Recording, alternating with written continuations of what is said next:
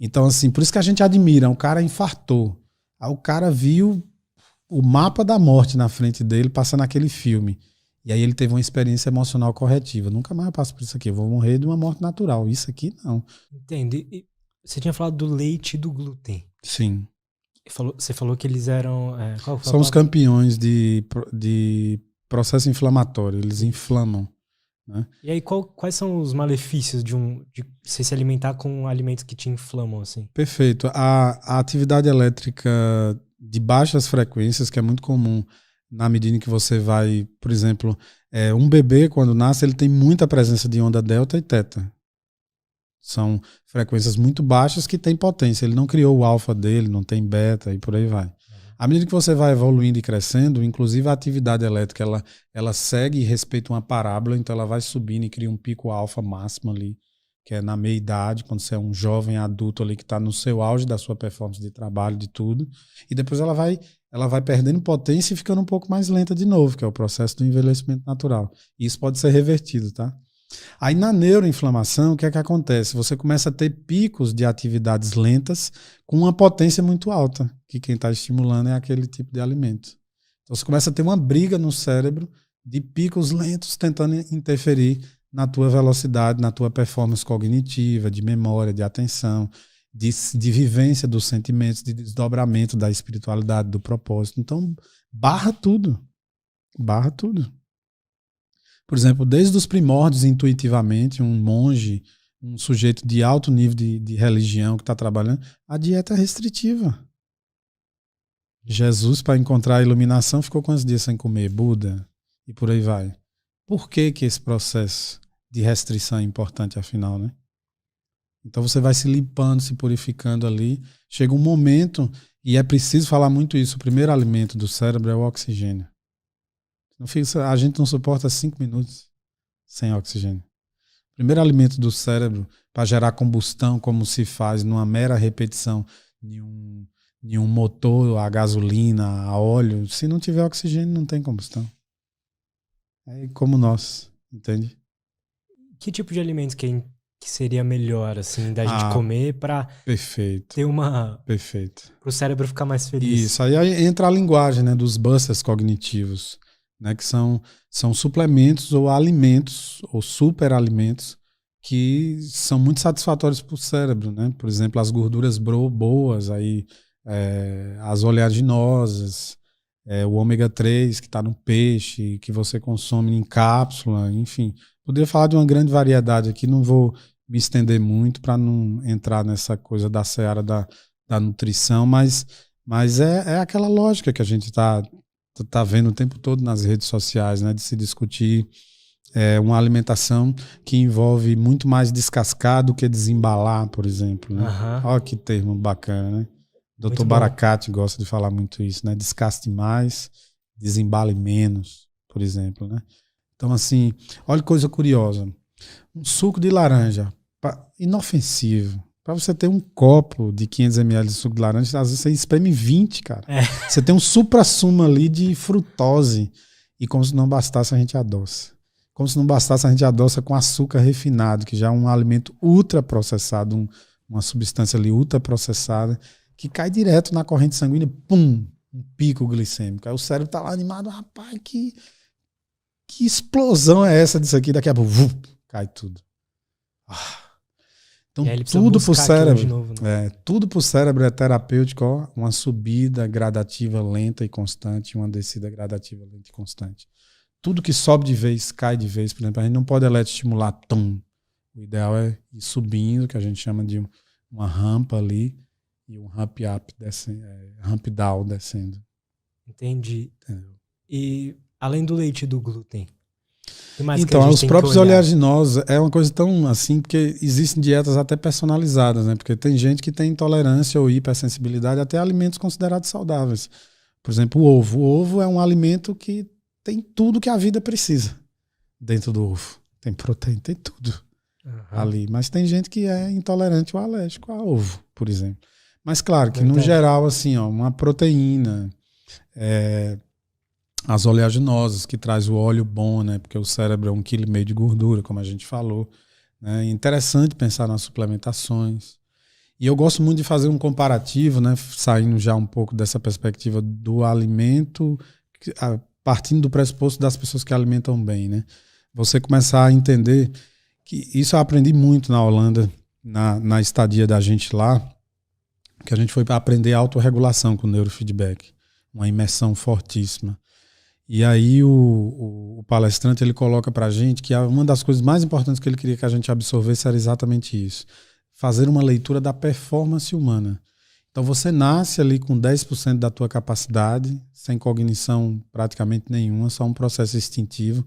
Os bebês ao nascer sentem muita dor porque ele não tem músculo para sustentar nem o próprio corpo. E estava ali num veículo aquoso, né? Então assim, os primeiros dias são terríveis. E aí a gente vai evoluindo até alcançar, talvez ali nos 7 anos de idade, que a gente chama dos setênios, né? E 7 anos é um número muito simbólico, porque 7 anos também é o tempo que a gente precisa para fazer uma troca completa de células. Então, a cada 7 anos tem uma renovação importante. E ali você adquire uma certa autonomia para você seguir a vida, nessa lógica aí, a partir dessa perspectiva dos setênios de vida, tá? E aí você vai adquirindo independência e amadurecendo seu cérebro. Então, quando você chega nos 7 anos, você consegue alcançar os 45% de performance. E ele é um marco muito importante. Porque nos 45% de performance, você bate no pico da saúde. E aí isso gera uma estranheza, porque a gente espirra e todo mundo diz saúde, como se fosse o suprassumo. E a saúde não é o teto. A saúde é o piso. É uma condição de higiene básica. Uma vez você tendo saúde, você vai fazer o quê para ser feliz? Tá saudável. Agora é a hora de você descobrir seu propósito. Entendi. Entendeu? E aí o primeiro passo. É o primeiro passo. Não é o último, não é o suprassumo.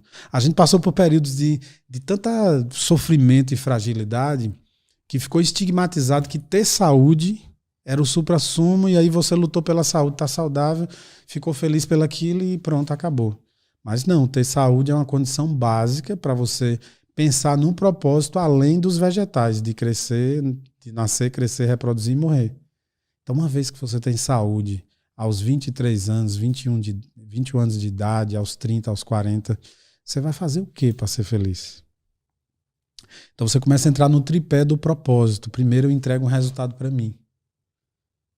E aí, cada 1%, Lutz, que você consegue te dar uma distância cavalar. Aí eu fico lembrando de Joel J aqui, né? Com a forma como ele trabalha, que eu acho magnífica. Então você vai trabalhando performance ali e evoluindo, 46% você já está numa distância cavalar. O inverso é verdadeiro. Você vai caindo na performance e acostumando com certo desconforto, ficou acima do peso, acostumou todo dia a ter dor de cabeça porque você é enxaquecoso, mas você não quer associar e aceitar que toda vez que você toma Red Bull a cabeça dói, come chocolate a cabeça dói, come a macarronada a cabeça dói, come pizza a cabeça dói. Você não quer aceitar isso, é mais fácil o benefício imediato. Você toma um remédio analgésico e vai tomando até a inflamação passar e parar de doer e você não quer nem saber porque a cabeça está doente. Você quer continuar com o seu estilo de vida. Você vai caindo na performance. Quando você bate nos 30%, você não tem condição de cuidar de sua saúde. Você está tão mal que está na cama. Aí você precisa de atenção médica. Aquilo ali começou a piorar, você precisa de assistência hospitalar, porque você está tão mal que você tem que ser monitorado de manhã, de tarde, de noite. Você caiu abaixo dos 10%, você começa a entrar no processo de coma. E de lá ou você morre ou você volta.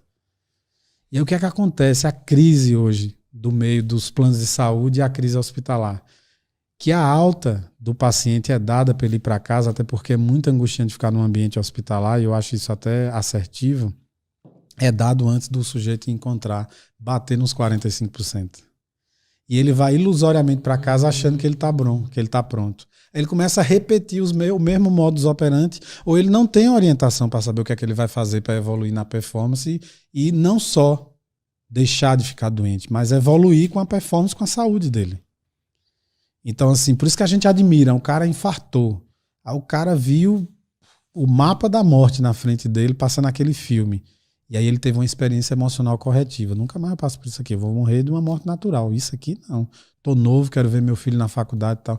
Aí o cara vai pra terapia, o cara entende que o trabalho estava muito estressante, que ele estava gastando mais energia do que ele devia, que ele estava pagando com custo-vida a performance dele, porque ele está aquém da performance que o trabalho dele exige.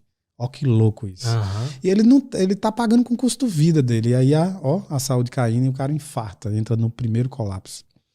Só que ele infartou e teve a experiência emocional corretiva.